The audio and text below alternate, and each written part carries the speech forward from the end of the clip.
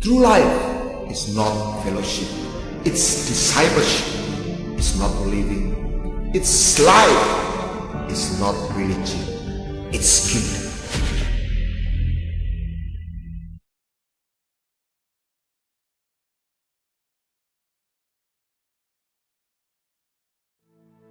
Saudara, ada satu pengertian yang mengejutkan saya. Tuhan bukan pribadi yang gila disembah.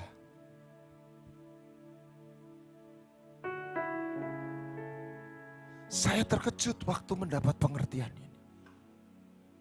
Semua agama menjadikan yang disebut Allah, dewa, yang diprofilkan, dia pencipta. Tunggu dulu, apa sih bedanya Tuhan kita dengan Tuhan yang dipercaya oleh kepercayaan yang lain? Sekalipun Paulus berkata sesungguhnya tidak ada Allah yang lain, hanya ada satu Allah. Yang membedakan dalam perjanjian lama, Allah Elohim itu tidak menyatakan dirinya kepada bangsa lain. Sekalipun mereka dalam pengertian mereka diberi satu hikmat bahwa ada Allah pencipta. Sehingga di situ tercipta sebuah kepercayaan.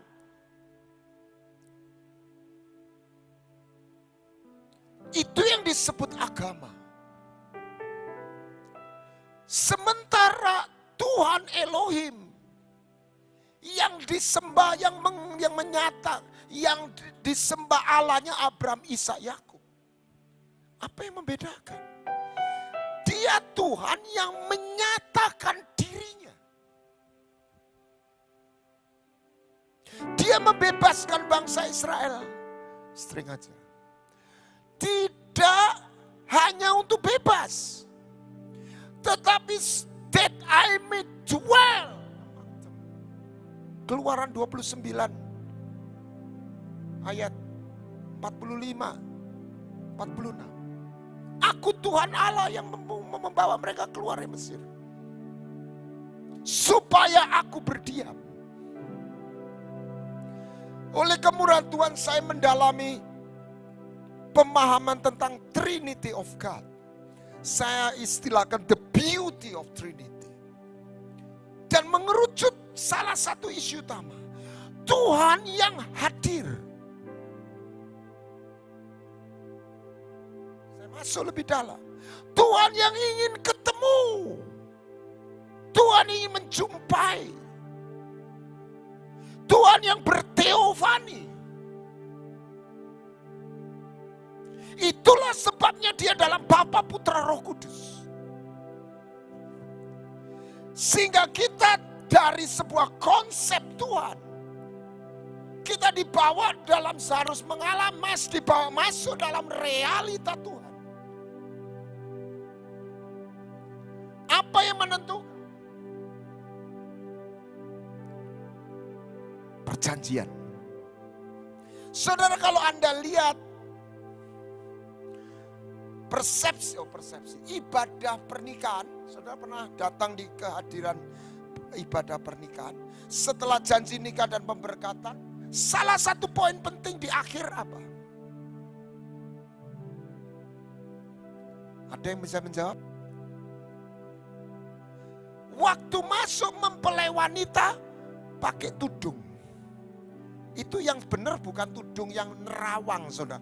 Betul-betul peteng. Jadi betul ndak ketok. Sudah orang Semarang kan ngerti ndak ketok toh. Jadi waktu terakhir sudah diberkati, artinya mereka masuk pernikahan. Tulis perjanjian, maka tudung dari mempelai wanita diapakan? Dibuka. She can see. Keluaran 24 Musa memerciki darah. Baca ayat 8. Dan ayat 10 dikatakan, they saw God. Kenapa sebagian anak Tuhan tidak mengalami realita? Bukan tidak dikasih Tuhan.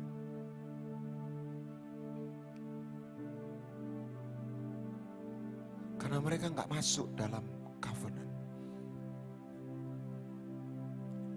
Ketika engkau masuk dalam covenant, maka Tuhan, tirai itu diangkat. You see. Makanya namanya disebut apa? Aku ada.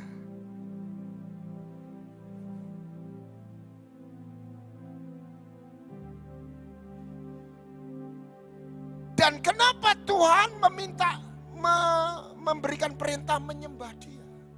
Bukan karena Dia gila disembah.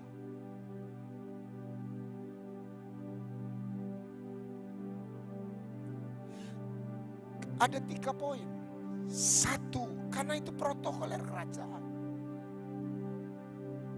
Kita nggak bisa datang kepada raja tanpa membawa persembahan dan menyembah. Amin. Amin. Bukan karena dia gila hormat. Kamu lah nak nyembah aku, tak bunuh. Nyimpang sedikit. Apa saingannya Tuhan? Siapa saingannya? Apa saingannya Tuhan? Agama.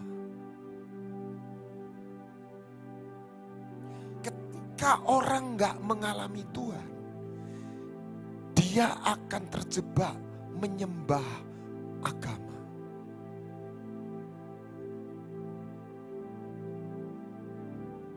Sehingga perintah menyembah itu menjadi perintah yang menghukum. Perintah sabat menjadi perintah yang menghukum.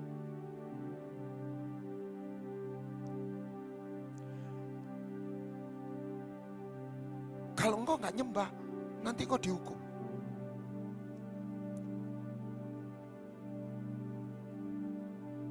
Tuhan bukan Tuhan yang titik-titik menghukum. Memang ada penghakiman. Orang komunis, orang ateis nggak dihukum itu. Betul? Halo? Anda tahu orang paling kaya di dunia sekarang siapa? Elon Musk. Konon dia agnostik. Ya percaya, kadang nggak percaya. Yang kedua, kenapa kita menyembah dia? Baca kitab Wahyu. Tua-tua itu tersungkur karena mereka melihat kebaikan. Kataku, bukan hanya berhak. Engkau layak. Karena engkau menciptakan, engkau memberi hidup kepada kami. Engkau layak karena engkau membeli kami dengan darahmu. Amin. Amin. Jadi bukan saya penguasa, kamu menyembah saya. Itu dewa. Kamu kalau menyembah aku, tapi tak hukum. Bukan. Yang ketiga, Anda lihat bapak tokoh iman kalau dia memanggil Tuhan. Dia gak datang dengan Tuhan. Dia membangun mezbah. Dan di atas mezbah ada korban. Jadi Tuhan menunggu mezbah karena itu protokoler cara. Itulah aturan main kerajaan. Dia landing di tempat itu. Makanya disebut dia bertahta di atas. Kok enggak jawab semua? Saya kasih semangat dong. Pujian. Amin. Jadi bukan karena dia gila disembah. Lah kenapa dia butuh landing? Karena itu aturan mainnya.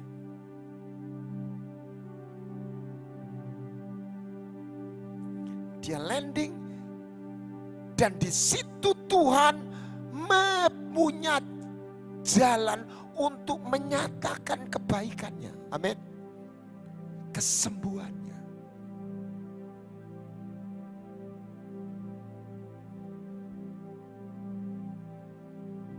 Contoh yang lain, dia butuh iman untuk dia menyelamatkan.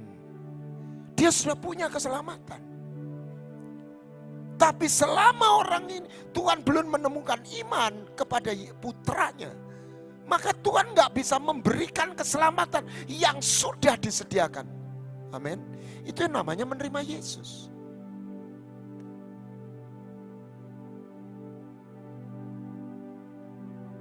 Jadi kemahakuasaan Tuhan itu beda dengan konsep kepercayaan lain. Dia bergerak dalam protokoler dan aturan kerajaan.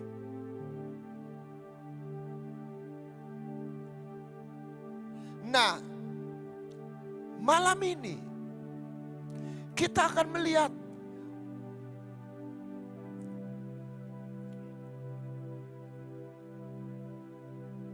apa yang diajarkan Yesus.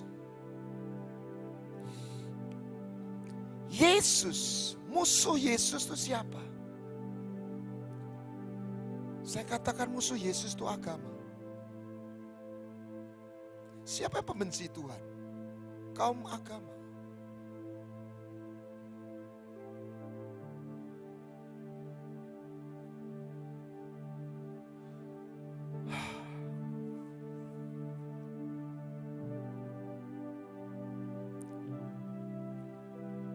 Saudara, kalau orang Konghucu ditanya siapa Konghucu,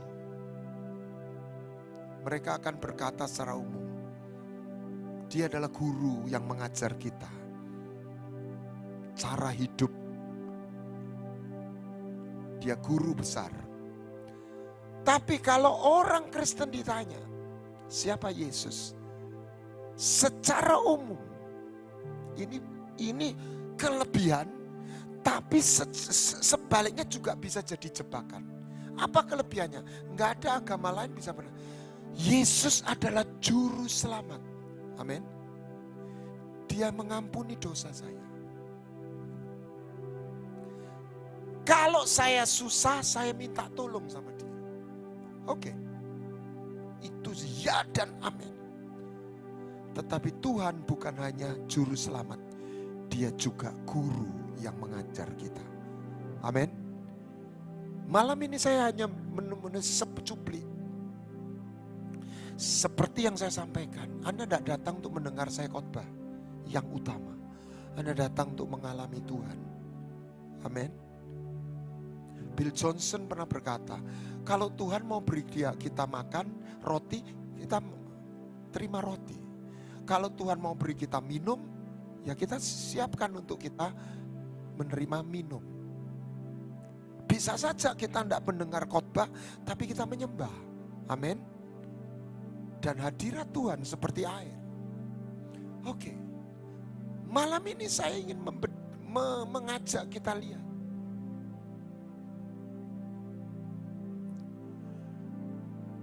Anda bacain Matius 5 sampai 7. Itu adalah Injil kecil. Dan dimulai dari apa?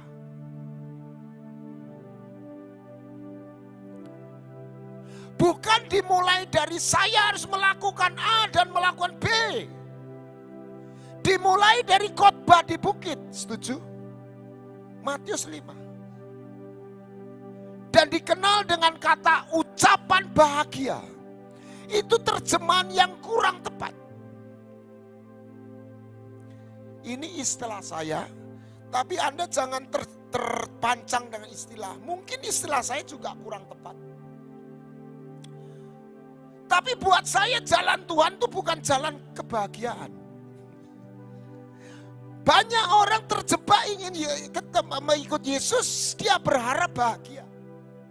Jalan Tuhan itu jalan kehidupan.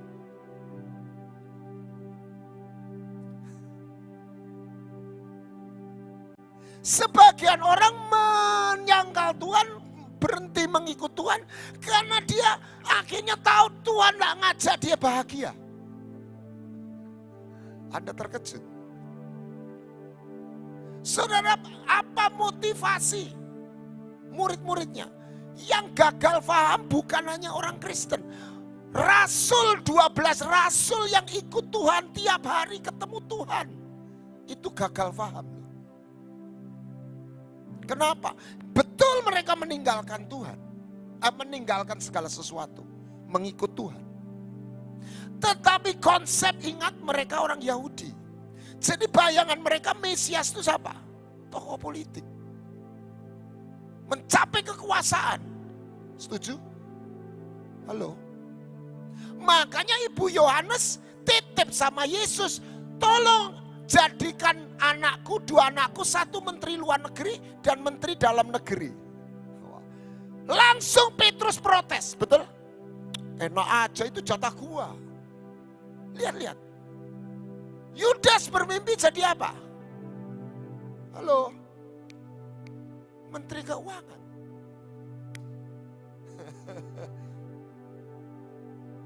Dan mereka ngikut Tuhan.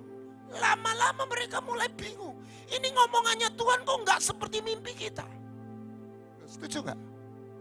Halo?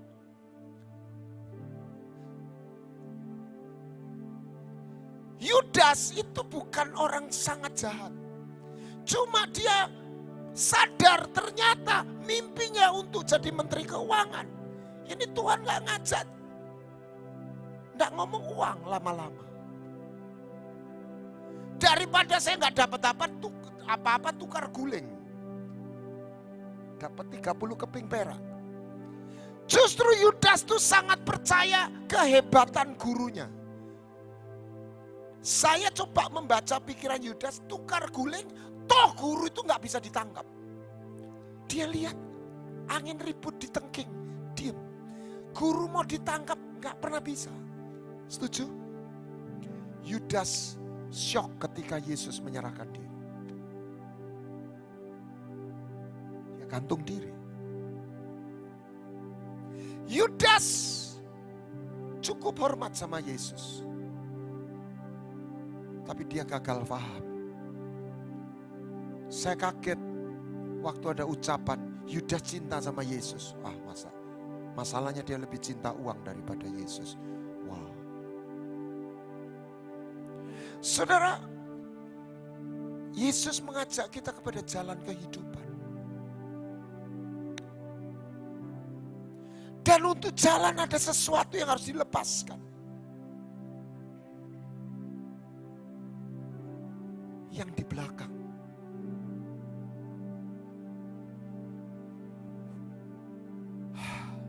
Dan kalau Anda lihat Matius pasal 5. Dimulai dari bukan engkau melakukan ini.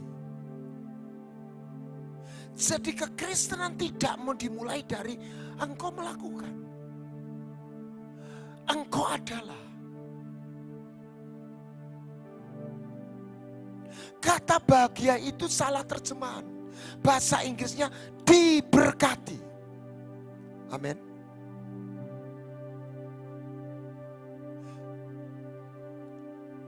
Saudara, saya mendapat kesempatan tanggal 24, 23, 24 yang lalu. September.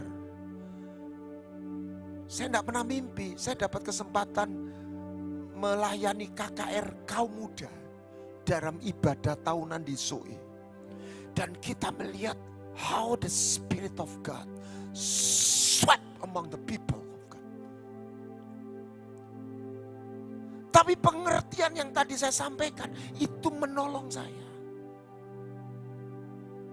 Saya nggak bisa datang kepada Tuhan because I do something. Karena saya sudah berkhotbah. Amin.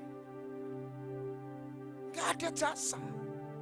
Sebab segala sesuatu dari Dia, oleh Dia, melalui Dia, dan bagi Dia. Saya gak berjasa apapun, saya diberi kesempatan.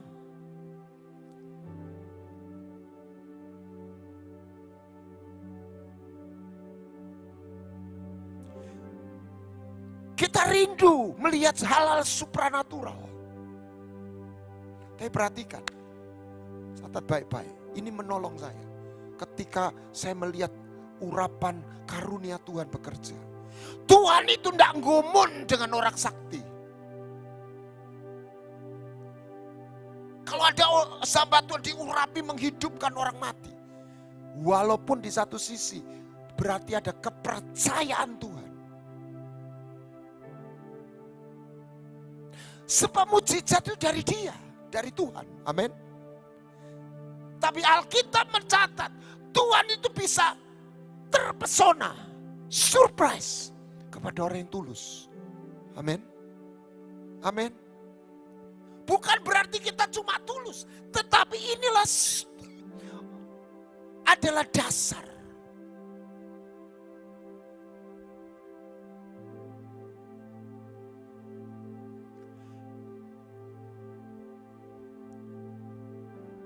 Sebab kita bisa mati, kita bisa terjebak. Ada 3. Coba ditayangkan slide nomor 16. PowerPoint slide nomor 16. Ada 3 hal yang membuat orang itu mati. Yang pertama adalah dosa.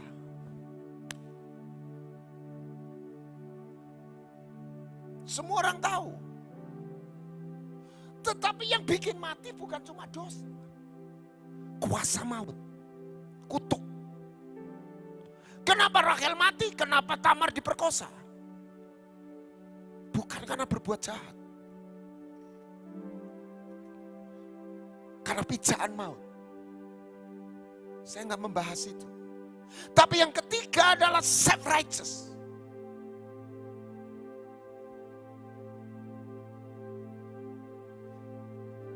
Yang didorong, yang di-drive oleh apa yang disebut agama.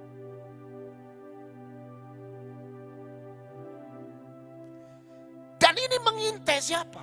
Bukan preman.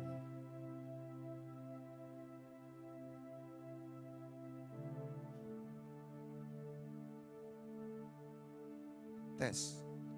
Sebab preman sadar dia orang jahat. Tetapi rohaniwan, orang yang menekuni agama, dia bisa berbuat kejahatan sementara dia berpikir dia melakukan hal yang luhur. Siapa contohnya? Ahli Taurat. Ahli Taurat membunuh Yesus. Dia berpikir dia sedang mengabdi kepada Tuhan Allah. Setuju? Walaupun hati kecilnya sebetulnya dia tahu. Karena dia iri kepada Tuhan Yesus. Tapi dia pakai ayat. Oh, kami sedang berpuasa. Kami meminta dia salib karena dia menghujat Allah. Berarti mereka apa? Kami sedang membela Allah.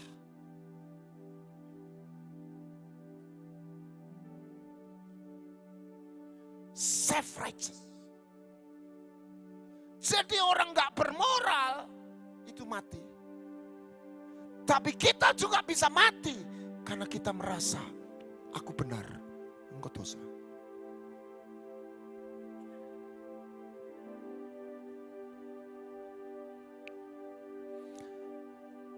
Itulah perumpamaan anak hilang, bungsu dan sulung. Dua-dua mati. Malam ini, mari kita lihat. Slide nomor 3. Oh, itu bukan 3.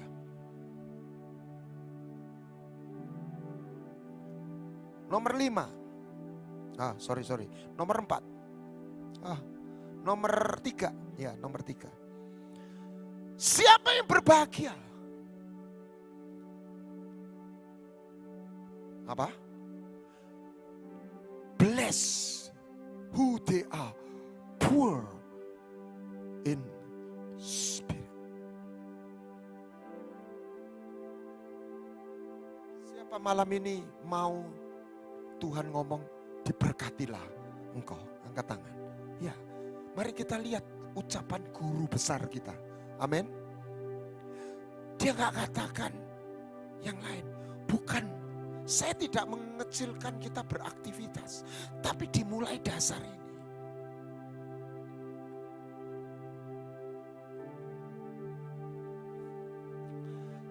Orang yang miskin hatinya. Slide nomor 6. Saya ambil contoh siapa? Lihat, Tuhan itu seringkali pakai mengisi, setelah itu dikosongkan. Musa itu adalah orang yang high education, jenderal, pemimpin besar, 40 tahun pertama, tapi 40 tahun kedua dia seperti dikosongkan sehingga dia tidak meyakini, mempercayai dirinya sendiri. Tapi apakah kemampuannya tidak dipakai? Kalau tidak dipakai, hukum Taurat ini enggak jalan, enggak ada yang nulis. Dia should be high educated. Siapa Paulus? Seorang ahli Taurat yang menguasai mazhab-mazhab pengertian Taurat. He is a doctor of theology. Tapi waktu perjumpaan Tuhan, apakah dia amnesia? Tidak. Tetapi dia tidak bermegah atas doktor teologinya. Amin. Amin. Pemberitaanku bukan dengan hikmat manusia. Bukan berarti dia goblok.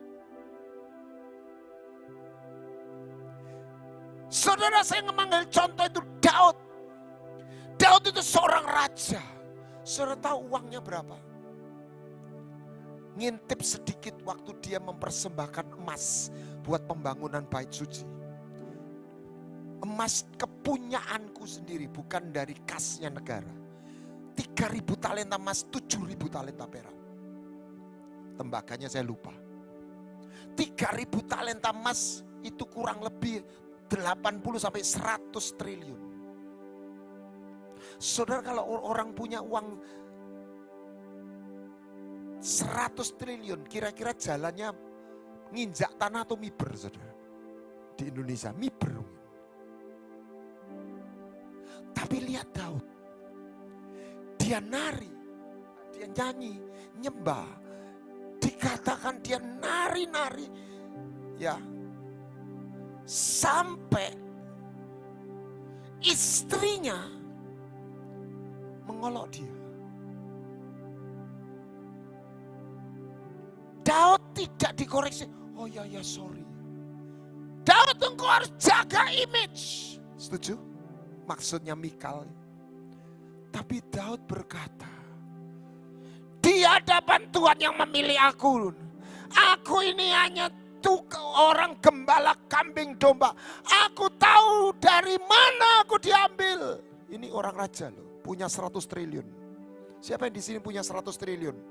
Saya percaya nggak ada yang angkat tangan, termasuk saya tentunya.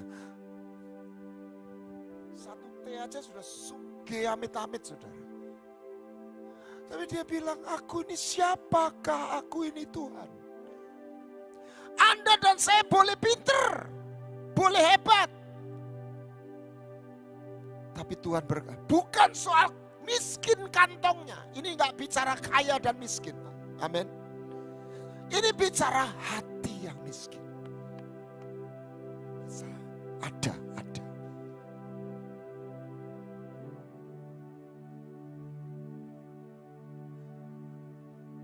Bukan berarti harus bodoh, harus melarat, bukan. Tapi kita nggak bermegah atas pinter, atas hebat, atas kuat. Firman Tuhan berkata, kita hanya bermegah atas kasih setianya. Waktu aku salah, dia nggak buang aku. Aku tahu dari mana aku diambil.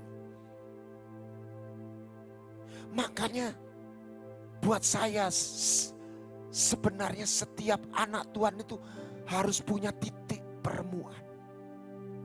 Supaya ketika Tuhan memberkati dan mengangkat dia tetap ingat dari mana dia diambil. Saya selalu mengucapkan Aku orang yang berhutang kepada Tuhan. I know who I am. Saya berapa bulan yang lalu saya khotbah di satu gereja. Gembalanya telepon, Pak Guana, tolong ditulis gelarnya. Gaya apa, Pak? Enggak, ini SOP gereja. Semua hamba Tuhan yang khotbah di sini kita tulis gelar lengkap. Ya sudah, saya aturannya seperti, kenapa ya kita ingin menghargai. Saya nggak biasa nulis gelar. Saya tulis, saudara, permisi. Gelar saya pertama apa? PDT. Saya punya PDT loh. Anda tidak percaya?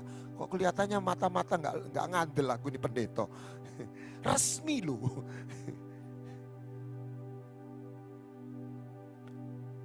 Gelar saya hitung. Ada 4, saudara. Akeh juga yo. Aku di gelar yo oke. Saya lupa karena saya itu tidak pernah menyantumkan. Bukan berarti saya tidak mensyukuri loh ya. Amin. Tapi saya tidak bermegah atas gelar. Amin. Kita mensyukuri, boleh kaya enggak? Jawab iya. Tes. Tapi kita tidak bermegah karena kita kaya. Boleh cantik enggak? Boleh, tapi tidak boleh narsis.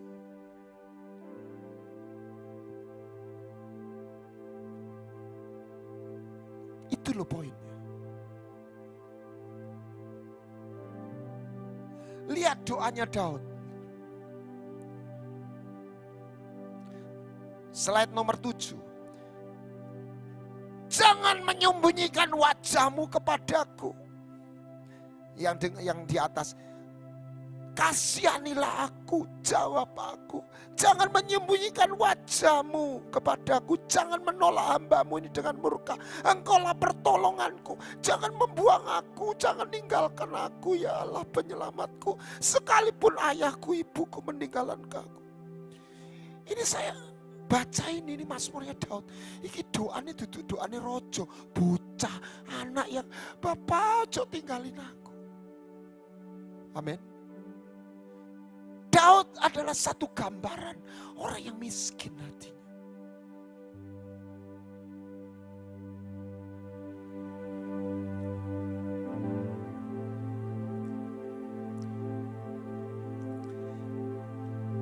Kita datang sama Tuhan. Hal pertama, kita nggak bisa ngomong, Tuhan aku sudah melakukan ini, sudah melakukan ini. No way. Who you are? Siapa kita? Dan Tuhan berkata, bless, diberkati kalau engkau punya hati yang miskin. Bukan miskin kantongmu, miskin hatimu. Yang kedua, slide nomor 8. Berbahagialah mereka yang berduka cita. Ini ini kalau dipikir ini kebalik semua.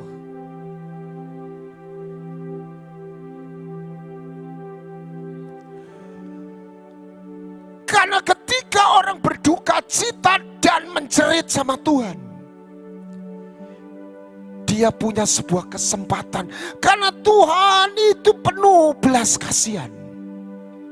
Lihat apa yang terjadi pada Hana.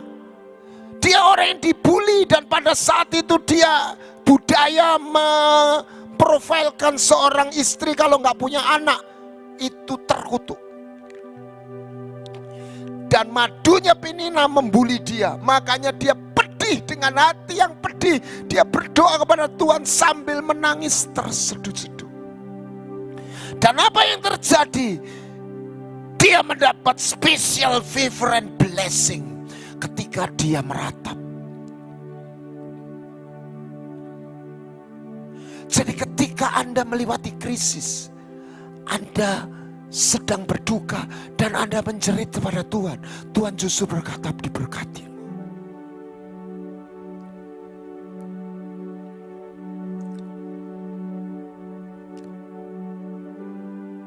Sebab di situ Tuhan punya kesempatan untuk kita nih belajar merendahkan diri. Saya mendapat blessing, a special blessing. Tahun 98 dalam krisis dalam hidup saya. Jam 3 pagi saya berlutut. Saya merasa terbuang, terpental dalam sebuah komunitas. Dan Tuhan menyatakan kehadirannya. Menyapa saya secara khusus. Bukan karena saya rohani. Karena saya menangis. Karena saya menjerit. Saya tidak berdoa untuk orang yang menyakiti saya. Kualat. Saya nangis di hadapan Tuhan. Sama seperti Hana, dia tidak mendoakan penina.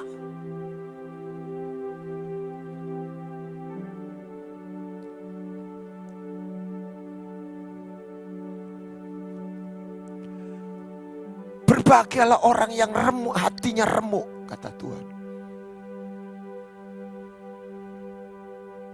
Sebab Anda dan saya nggak bisa dalam saat yang sama Anda remuk, sekaligus kita sombong. Setuju? Pada saat remuk, kita nggak punya waktu untuk menyombongkan diri. Amin.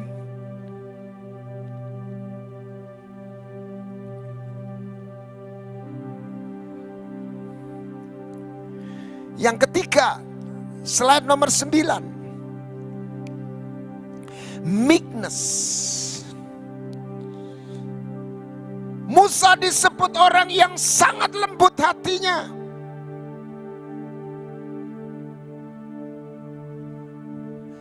Saya seringkali dengar ada orang hebat ketemu orang yang kamu nggak tahu siapa saya. Pernah dengar nggak? Belum tahu siapa saya. Ya, mungkin perlu dijawab. Ya nggak tahu Pak, siapa Anda?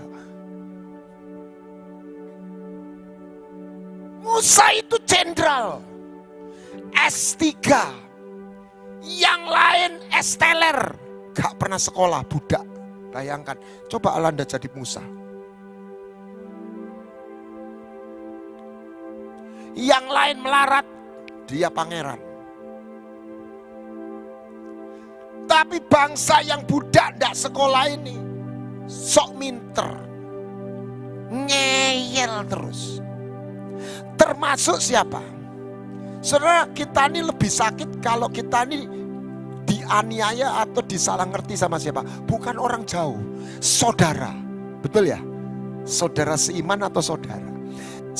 Nah, waktu itu Musa menikahi orang Kusi.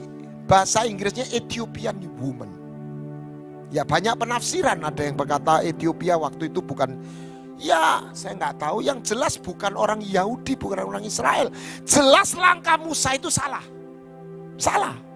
Nah inilah, kita jangan terjebak salah benar. Pendapat Miriam Harun itu benar. Setuju? Loh. Problemnya dia ngata-ngatai Musa. Dan Musa enggak marah. Coba Anda jadi Musa, tersinggung gak? Lu gak tahu saya yang pemimpinnya. Dan Tuhan berkata, bahagialah orang yang sumeleh, yang lemah lembut.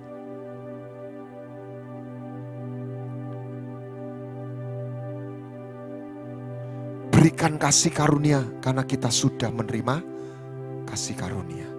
Amin. Amin. Dan Musa berdoa, sembuhkan kiranya dia. Harun dan Miriam diselamatkan oleh Musa. Saya masih ingat, jadi teringat ketemu almarhum Pak Petrus Agung. Kita kumpul diskusi seru. Dan beliau ngomong, ayo kenapa kok Harun tidak mati? Anda pernah mendengar nggak beliau khotbah itu? Kenapa siapa? Miriam kena kusta, Harun? Karena dia dalam jubah imam. Masih ada kekebalan diplomatik.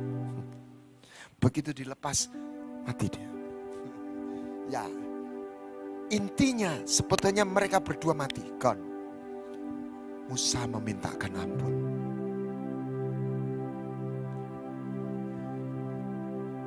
Yusuf menolong saudara-saudaranya siapa? Notabene orang yang pernah menjual dia. Saudara, di dalam hidup ini Anda gak mungkin gak pernah tersakiti. Bisa salah ngerti, bisa sengaja. Dan yang lebih menyakitkan ketika yang menyakiti adalah saudara dekat atau seiman atau whatever. Tapi Tuhan bilang, berbahagialah orang yang lembut hatinya. Jangan dicatat, jangan nganggap dia setan. Ternyata orang yang mengkhianati Yusuf di hadapan Tuhan bukan setan. Sekalipun jahatnya sudah kayak begitu. Mereka adalah cikal bakal bangsa suku 12 itu. Dan Tuhan menitipkan mereka supaya mereka gak punah kepada Yusuf. Dan Yusuf menerima dengan tangan terbuka.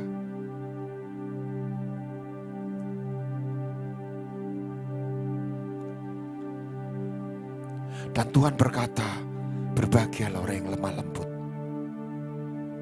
Saya suka dengan ayat ini, slide nomor 10. Saya sudah beberapa kali, tapi saya dalam satu bahasa pendekatan yang lain. Saudara, saya betul-betul amazing sama Tuhan. Bagaimana Paulus bertobat yang namanya Saulus.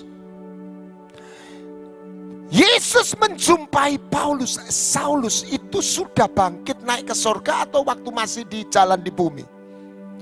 Tolong saya dibantu. Sudah naik kan? Kalau sudah naik, berarti Filipi 2 sudah menerima nama di atas segala nama belum? Kok diam semua? Sudah atau belum? Sudah. Jadi Yesus bukan lagi anak domba. Setuju? Dia sudah menerima kerajaannya, dia sudah jadi imam besar. Dia raja segala raja, katakan amin. Ini ada orang penganiaya jemaat, penghujat, saya bahasakan tukang mesuh. Kalau hari ini arek Surabaya, bonek dan Arema, satu tragedi yang menyedihkan. Maut itu mengintai anak-anak muda di bawah 20 semua. Saya bisa bayangkan tangisan ibunya. Saya gak bisa bayangkan pulang mayat.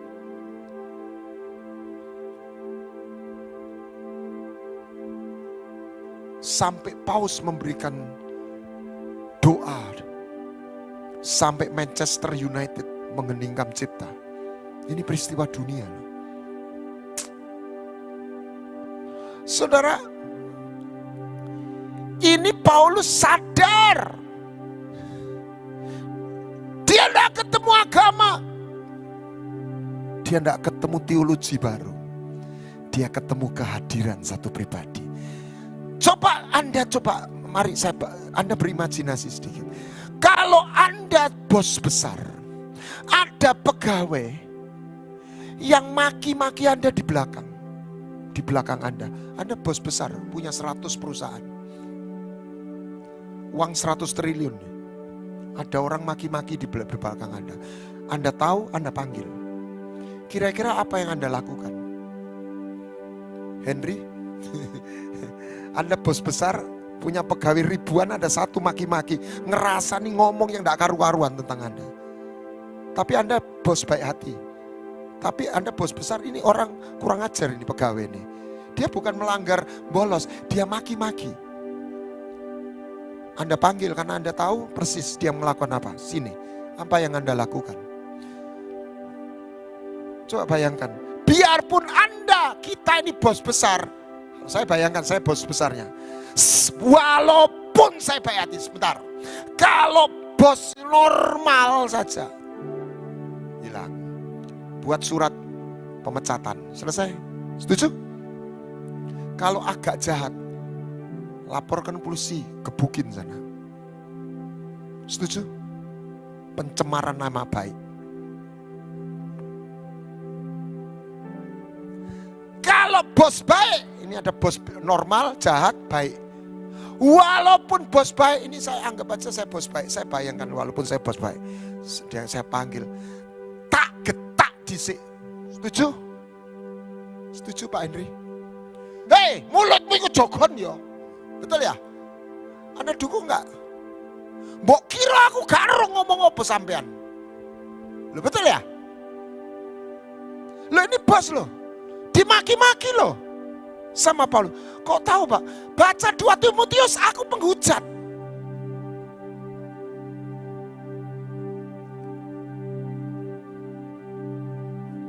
Kalau saya jadi Tuhan Yesus, jantungnya Saulus saya petak sedikit. Biar sesek, kapok muka kapan. Sudah kapok, saya culno. Cas. Wes, ro. Setuju Pak? Setuju? Setuju? Setuju? Loh, betul nggak? Loh, kok diam semua? Biar bos baik hati, hajar dulu. Saya ini suka berimajinasi. Loh Tuhan itu loh, nemui Paulus. Ini raja loh Pak, raja. Ya, ini bukan anak domba yang dikaploki bisa loh. Ini raja sudah disembah ribuan jutaan malaikat. Amin. Dia nyapa, Saulus, Saulus, apa aku ini benci sama saya? Oh Tuhan, engkau kok bisa begitu? Kenapa? Karena ini bukan dia tidak datang sebagai bos. Bapak yang anaknya hilang, anaknya nggak tahu ini bapaknya. Bapaknya tahu itu anaknya. Jadi anaknya nggak tahu ini mesui bapaknya. Bapaknya tidak pernah berhenti mencintai anak ini. Amin. Dan Yesus berkata, kenapa engkau benci sama saya? Salahku apa? Dan Paulus tidak ketemu agama, Paulus tidak ketemu dewa. Paulus ketemu Bapa, sepasang mata yang memandang dia dengan lembut dan pedih. Dan itu merubah seluruh hidup Paulus. Amin. Tuhan tidak hanya memerintahkan berkata berbahagia, dia pribadi yang begitu lembut. Dan Tuhan berkata, berbahagialah. Kalau ada orang salah hari ini, jangan dituntut. Amin. Loh, Anda diam aja berarti Anda enggak, aku enggak mau Pak, tak tuntut.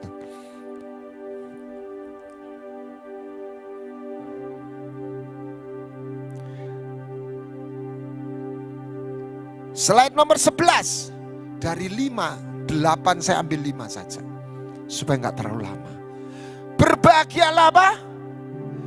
Yang bermurah hati. Bahasa Inggrisnya apa? Apa? Merciful. 12 nanti di sini. Oh, no. 11. Berbahagialah orang yang bermurah hati, belas kasihan. Saya bisa khotbah di mana-mana. Seperti Paulus bilang, saya bisa mendapat penyingkapan. Tapi kalau saya kehilangan rasa, saya enggak lagi punya belas kasihan. Saya melihat pelawatan Tuhan yang indah dan luar biasa. Tapi tidak lahir dari satu itu dimulai ketika saya mau menampung belas kasihan dari Tuhan kepada jiwa. Apa yang membedakan domba dengan kambing? Domba punya belas kasihan. Apa yang tidak dimiliki ahli Taurat dengan skala teologinya? Belas kasihan. Apa yang kita harus hati-hati ketika kita sudah tidak melakukan dosa immoral? Kita sudah nggak melakukan immoral, tapi kita nggak punya rasa lagi.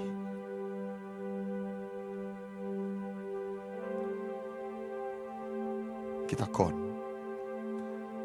Dan Tuhan bilang, Hosea 6 ayat 6 dan Lukas 12 ayat 7, bukan Matius ya, Lukas 12 kalau tidak salah. Yang ku kehendaki ialah belas kasihan.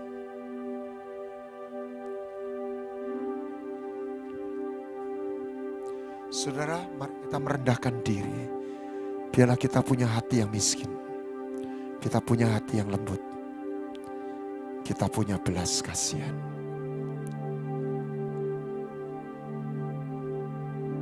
Jangan sampai kita beraktivitas agama, rohani.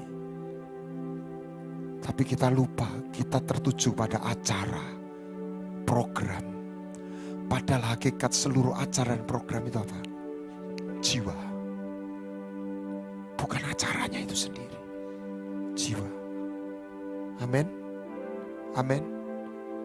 Tuhan itu tidak gila disembah. Jadi penyembahan itu bukan cuma kita berasik-asik sama Tuhan.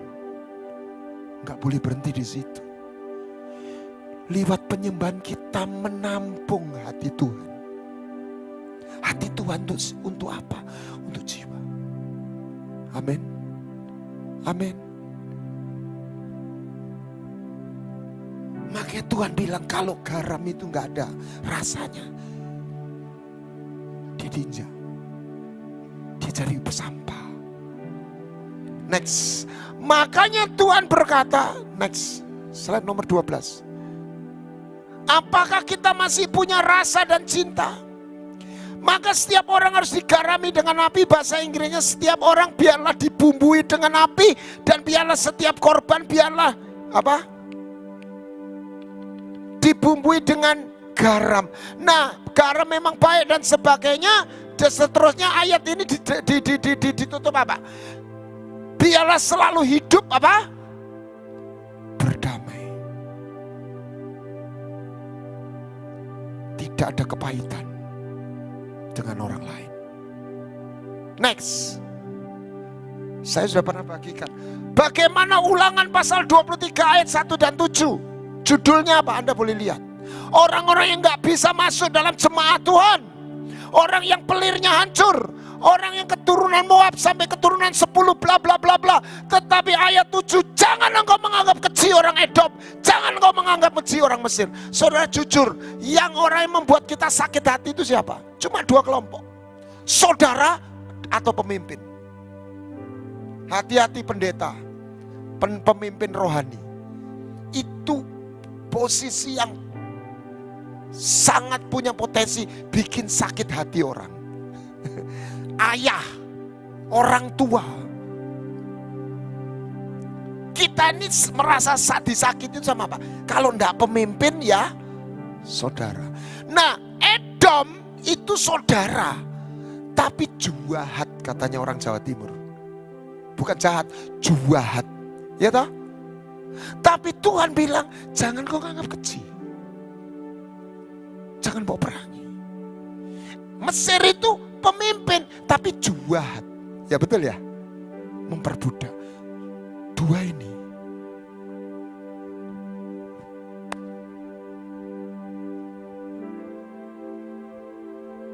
Saya nggak bisa tukar guling. Tuhan saya sudah melayani. Tuhan saya sudah melakukan ini. Tapi saya menyimpan kepahitan sama saudara. Nggak bisa. Berbahagialah orang yang berbelas kasihan, lemah lembut. Next. Berbahagialah apa? Bukan suci, pure. Motif kita pertama bisa tulus, lama-lama punya agenda. Ada udang di balik rempeyek. Awal bisa murni, tidak jabain, nanti di tengah tetap murni. Kita harus mandi, kita harus minta ketulusan sampai umur berapa, sebesar apapun, sekaya apapun, seberhasil apapun. Biarlah kita tetap tulus. Siapa ahli Taurat? Celakalah. Karena kelihatannya kamu benar, di dalam kamu kotor. Kayak kuburan. Dan secara eksplisit, ini saya kaget, semuanya itu didengar oleh orang-orang Farisi. Itu bukan preman, bukan bisnismen, rohaniwan. Tapi secara eksplisit Tuhan berkata, hamba uang. Anda jangan pikir mata duitan itu hanya preman, hanya bisnismen. Pendeta juga bisa mata duitan. Rohaniwan juga bisa mata duitan.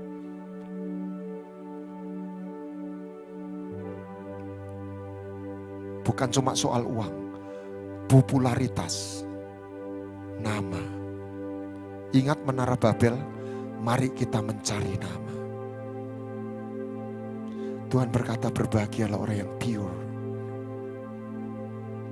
Saya tidak menuding, saya tidak menunjuk. Ini kita semua. Siapa Cornelius, orang pertama yang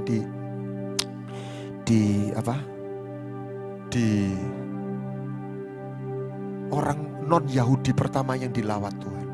Lihat, next.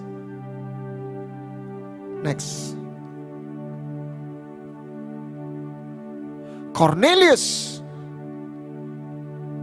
memberi sedekah, mencari Tuhan.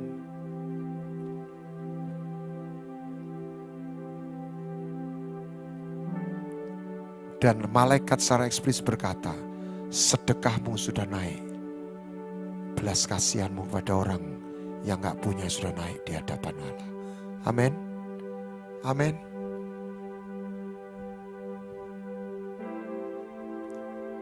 Mari kita melihat apakah kita punya rasa dan cinta di tengah-tengah aktivitas kita. Apakah kita larut dalam pekerjaan, larut hanya dalam pelayanan, sampai kita tidak punya hati lagi.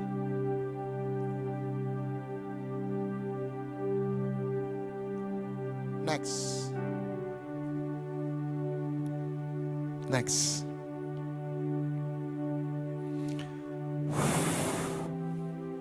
Saya melihat adegan ini. 24 tua-tua itu para raja dan imam. Tapi ketika mereka menyembah, mereka melempar mahkota. Amin. Dan mereka kata, engkau layak. Engkau saja. Sebab segala sesuatu ada dan tercipta oleh karena kehendak.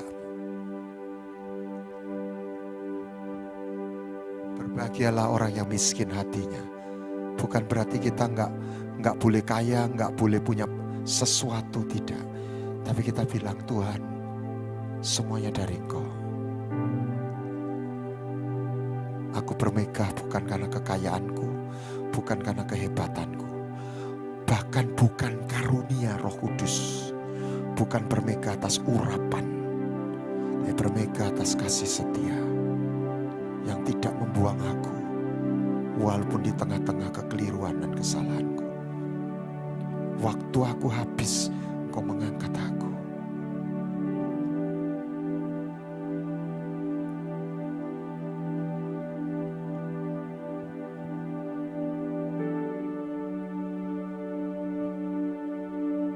Dan kita menyembah Tuhan bukan karena kita membanggakan diri ataupun nyogok Tuhan.